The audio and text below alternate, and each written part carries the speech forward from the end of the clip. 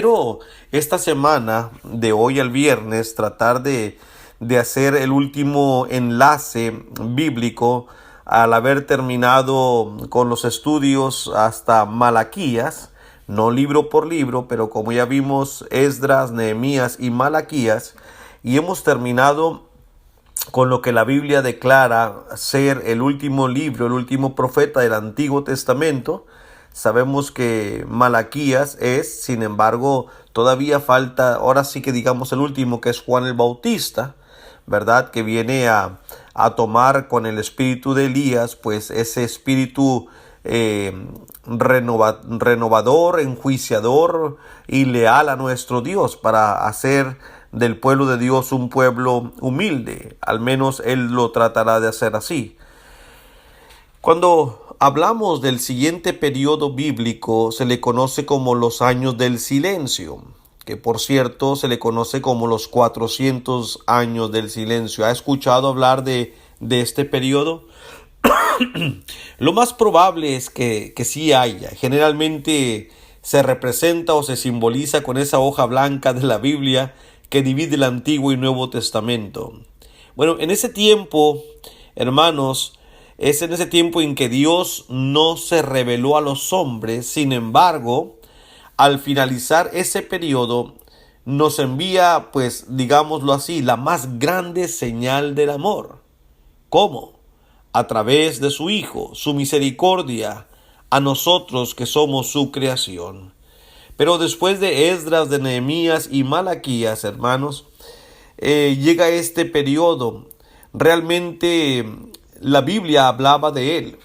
El profeta Amós en el capítulo 8, en los versículos 11 y 12, había profetizado las siguientes palabras. He aquí, vienen días, dice el Señor Jehová, en los cuales enviaré hambre a la tierra, no hambre de pan, ni de sed de agua, sino de oír la palabra de Jehová. E irán errantes de mar a mar, desde el norte hasta el oriente discurrirán buscando la palabra de Jehová, y no la hallarán.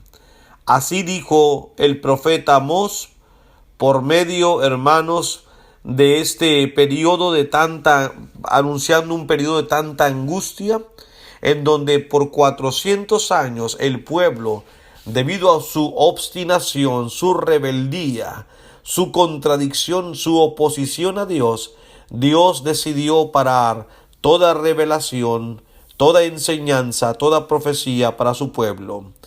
Y así, hermanos, nacería con gran ilusión para muchos el Mesías prometido.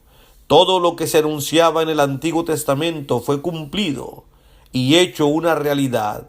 La promesa del Mesías ya era palpable, pero en ese silencio del que estamos hablando sucedieron muchas cosas de las cuales nosotros ignoramos. Se escribieron muchos libros, nacen nuevas sectas dentro del judaísmo, emergen nuevos imperios gobernantes del mundo conocido, y en el momento menos esperado para los hombres, Dios se revela en carne a la humanidad a través de la persona de Cristo. Ahora, el libro de Daniel, sobre todo el capítulo 10, 11 y 12, narra en detalles parte de este último periodo de los 400 años del silencio. Pero también, hermanos, existen otras pequeñas profecías durante el libro de Daniel. Sin embargo, hay que tener entendido, hermanos, que para este periodo realmente que concierne a los judíos es donde nace la literatura apócrifa, y la mayoría de la historia se basa en los primeros y segundos libros de los Macabeos, y también con lo que escribe un historiador judío llamado Josefo.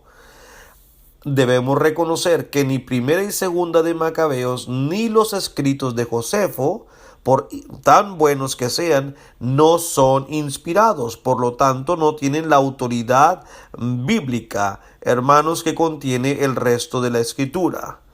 Aún así, hermanos, hay muy buenos detalles, muy interesantes, que sería bueno para que los cristianos, hermanos, podamos empaparnos de esto.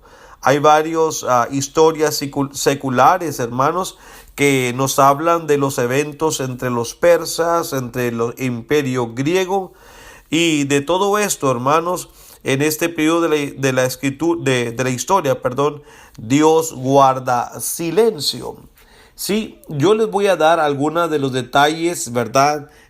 No obviamente cada uno, pero y ni tan profundos, pero al menos que tengamos la idea para cerrar un poco ese círculo, ese ciclo. Por ejemplo, ¿qué sucedió entonces durante ese periodo?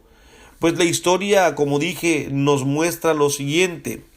Al final del Antiguo Testamento, como acabamos de cerrar el libro de Malaquías, cerca del año 430 antes de Cristo, Judea, queridos hermanos y amigos, era una provincia persa. Persia había sido potencia mundial desde que la tomó el rey de Ciro, cerca del año de más o menos, o cerca de 100 años, y siguió siéndolo después de estos 100 años, perdón. Ustedes recordarán cómo el imperio persa derrotó al imperio de Babilonia, al imperio de los descendientes de Nabucodonosor.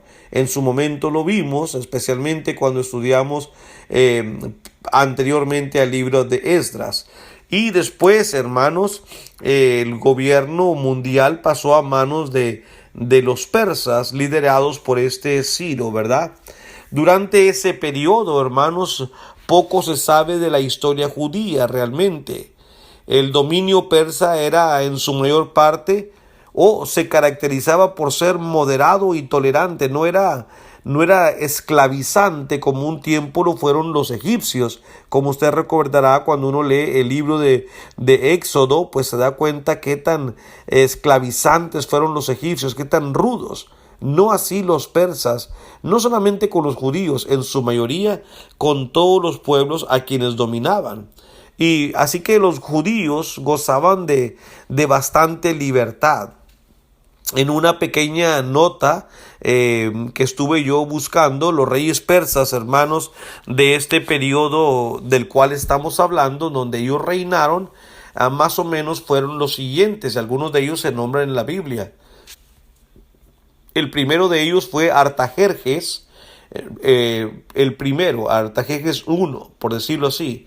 Él reinó desde el año 465 hasta el 425 antes de Cristo. Es en ese periodo donde Nehemías reedificó Jerusalén y en su momento hicimos mención de él. Después de Artajerjes continuó Jerjes II. Él comenzó a reinar en el 424 y solamente reinó un año. Realmente la historia no nos dice qué le ocurrió, pero después entró al trono Darío II, que gobernó desde el año 423 hasta el año 405 antes de Cristo.